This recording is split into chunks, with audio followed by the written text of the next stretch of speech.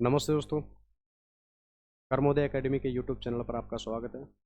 आज के टॉपिक में हम यूएसए और वेनेजुएला के बीच में जो कॉन्फ्लिक्ट चल रहा है उसके बारे में डिस्कस करेंगे कि किस तरह से यूएसए ने वेनेजुएला पर अटैक करके वहाँ के प्रेसिडेंट निकोलस मादुरो को अपने अंडर ले लिया या फिर अपने साथ लेकर कंट्री चली। उसका रीज़न अभी कोई नया नहीं है, इनके बीच में जो डिस्प्यूट चल रहे हैं बहुत पुराने हैं। उसका मेन रीज़न है इनकी एक दूसरे की जो सोच है, जो विचार हैं, क्योंकि जहाँ पर वेनेजुएला सोशलिज्म को फॉलो करने की बात करता है, लेकिन वहीं पर यूएसए कैपिटलिज्म को फॉलो करने की बात करता है। इसके बारे में और अच्छे से हम आगे की क्लास में देखेंगे। स्टार्ट करते हैं।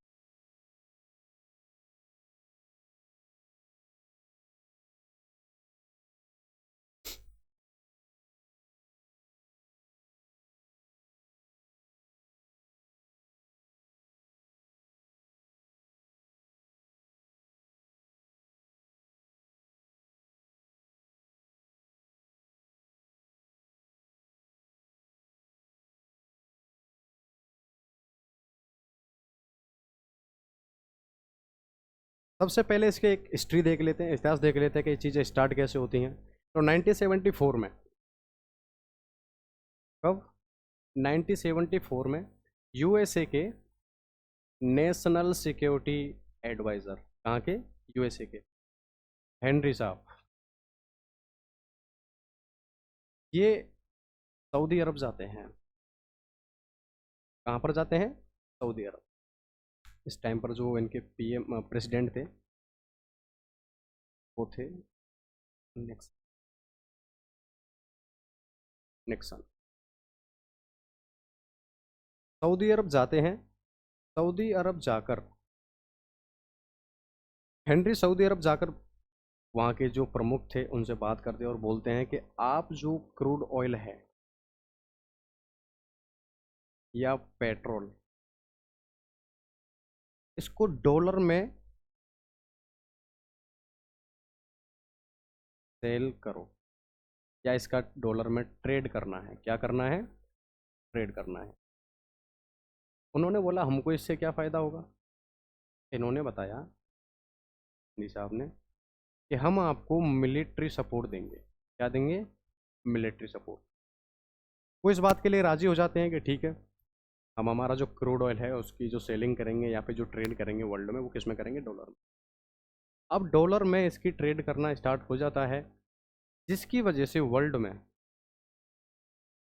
डिमांड बढ़ती है। किसकी? डॉलर की। किसकी डिमांड बढ़ती है? डॉलर डॉलर की। तो एक तरीके से डॉलर रिजर्व करेंसी हो जाता है वर्ल्ड में। क्या हो जाता है?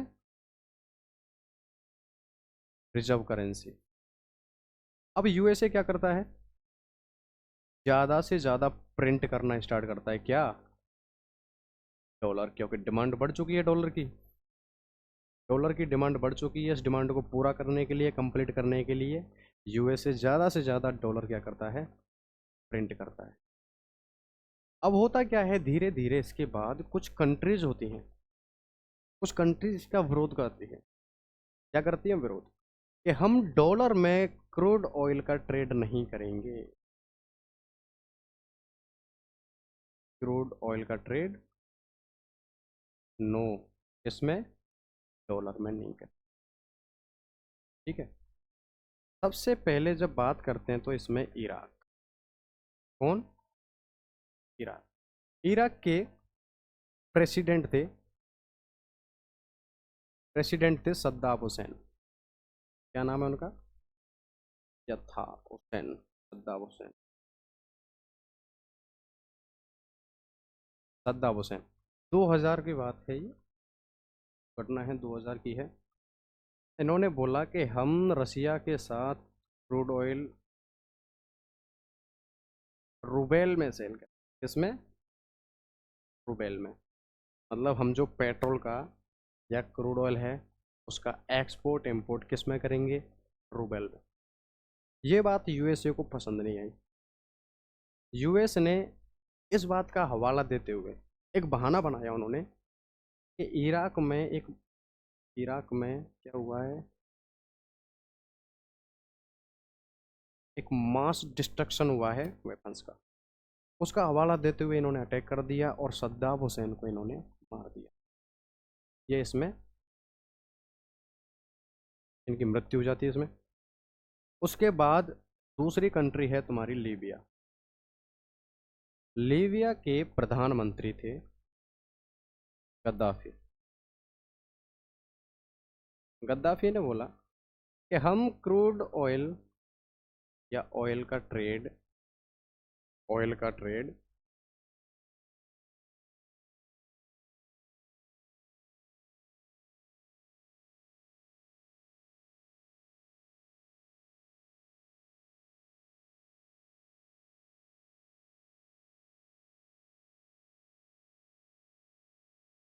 या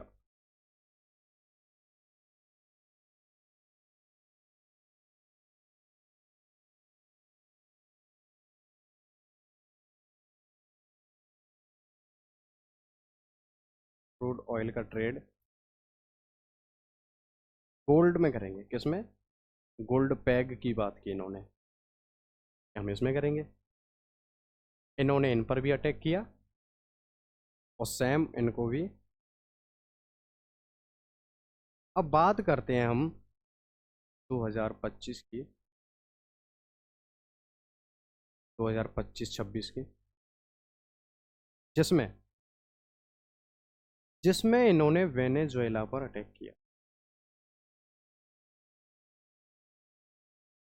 वेनेजुएला पर क्या करते हैं ये?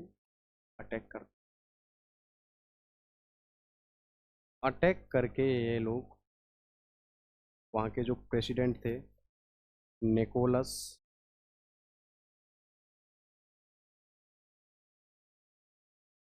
मादुरो, उनको अपने कंट्रोल में करके अपने कंट्री ले जाते हैं। जहाँ पर उनके ऊपर अभी जो न्यूज़ आई है जिसमें उन्होंने बताया है नार्को ड्रग्स और नार्को आर्म्स के अकॉर्डिंग बेसिस पर उनके ऊपर केस चल रहा है। ड्रग्स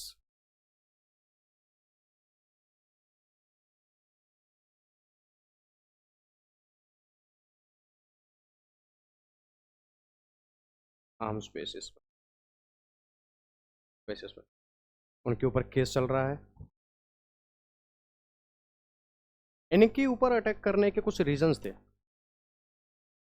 इनके ऊपर अटैक करने के कुछ रीजंस थे, वो रीजंस देख लेते हैं हम एक बार।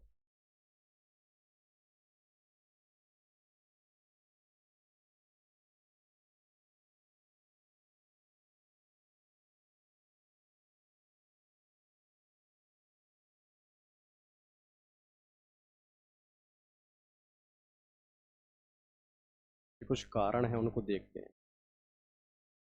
सबसे फर्स्ट है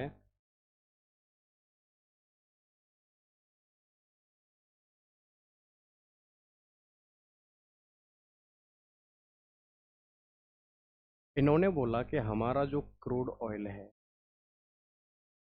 हम सेल करेंगे, ट्रेड करेंगे इसके साथ, रसिया के साथ, चाइना के साथ। तो वहाँ की जो करेंसी है उसी में करेंगे, जैसे चाइना की युआन।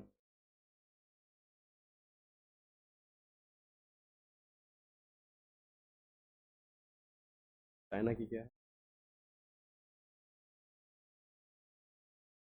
तो वहीं की करेंसी के साथ हम क्या करेंगे? ट्रेड करेंगे। दूसरी बात, इन्होंने बोला, ये चाह रहे थे कि हम किस में शामिल हों? ब्रिक्स में शामिल हों। किस में? ब्रिक्स में।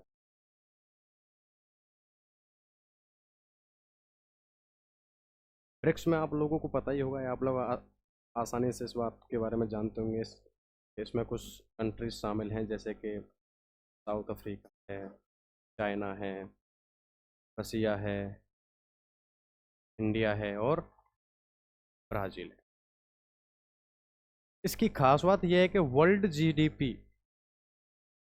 जीडीपी का 40% कंट्रोल यहाँ पर जो पार्ट है वो किसके, इसमें जो जो देश शामिल हैं ब्रिक्स में,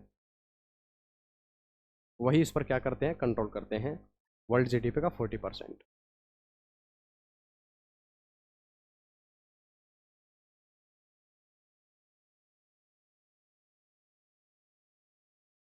है ना, 40%। अब अमेरिका ने सोचा अगर ऐसा हो गया कि वेनेजुएला इनमें शामिल हो जाता है, ब्रिक्स में शामिल हो जाता है, तो उसके बाद इसको तो लॉस होगा। धीरे धीरे क्या होगा, जो डॉलर है, डॉलर की जो वैल्यू है वो लो हो जाएगी, माइनस में चली जाएगी। तो इन्होंने इस बात का डर था, इन्हें इस बात का डर था कि अगर ऐसा हुआ तो हमारी जो इकोनॉमी है उस पर गलत इफेक्ट पड़े,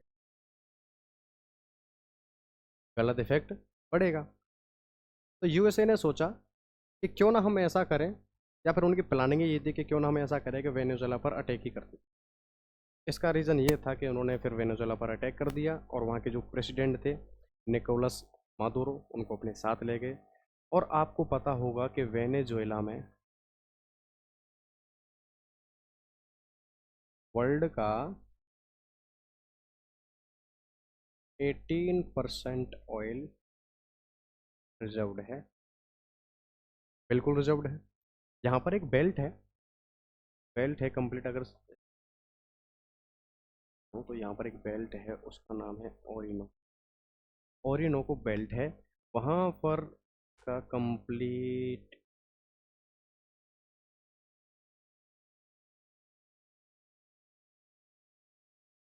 ऑयल रिजर्व के भंडार है। अगर इनकी अपन विचारधारा को भी देखें एक बार के लिए, वो भी कहीं अलग अलग हैं, क्योंकि जहाँ पर यूएसए कैपिटलिज्म को फॉलो करता है, वहीं पर वेनेजुएला सोशलिज्म को फॉलो करता है। यहाँ पर वेनेजुएला में कंप्लीटली जितने भी जो रिसोर्सेज हैं, इनकी जो प्लानिंग्स होती है वो लोगों के लिए होती है। कंप्लीट जो कंट्रोल होता है वो किसका होता है, गवर्नमेंट का होता है। गवर्नमेंट सारी चीज़ों को हैंडल करती है। लेकिन जहाँ यूएसए है उसमें कैपिटलिज्म को या प्राइवेटाइजेशन को ज़्यादा इम्पोर्टेंस दिया जाता है और बढ़ावा दिया जाता है। ठीक है दोस्तों, तो आपको शायद समझ में आया होगा बहुत अच्छे से। और आगे आने वाली क्लासों में हम जितने भी करंट की जो मुद्दे होंगे उनके बारे में डिस्कस करेंगे और अच्छे से पढ़ेंगे। बहुत बहुत धन्यवाद।